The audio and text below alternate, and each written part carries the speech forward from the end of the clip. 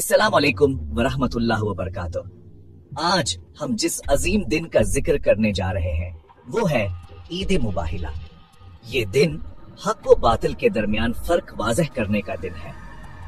ये दिन है सच्चाई की सरबलंदी का। सन 9 हिजरी में नजरान के ईसाई उलमा ने इस्लाम से मुनाजरा किया। जब दलाइल खत्म हो गए और हक वाज़ेह हो गया तो फैसला मुबाहिला पर हुआ, यानी दुआ के जरिए झूठे पर अल्लाह की लानत। अल्लाह के रसूल सल्लल्लाहु अलैहि वसल्लम अपने साथ किन हस्तियों को लेकर निकले?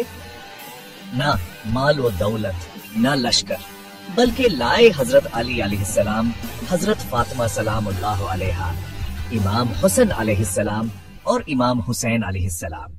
कुरैश टाइम ने पॉइंट गवाही दी, फकुल तालो नदू अबना अनाना व अबनाअकुम। सूरह आली इमरान आयत एक्स्ट।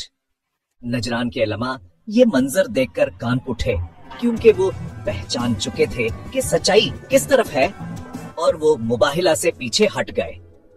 ईद मुबाहिला दर हकीकत न सिर्फ एक फतह है, बल्कि कयामत तक हक व बातिल के दरमियान लकीर है।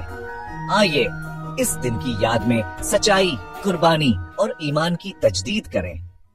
या अल्लाह, हमें सच का साथ देने की तौफीक अता फरमा। अहले बियत के सदके हमें झूठ और जुल्म से बचा। आमीन। ईद मुबाहिला मुबारक हो।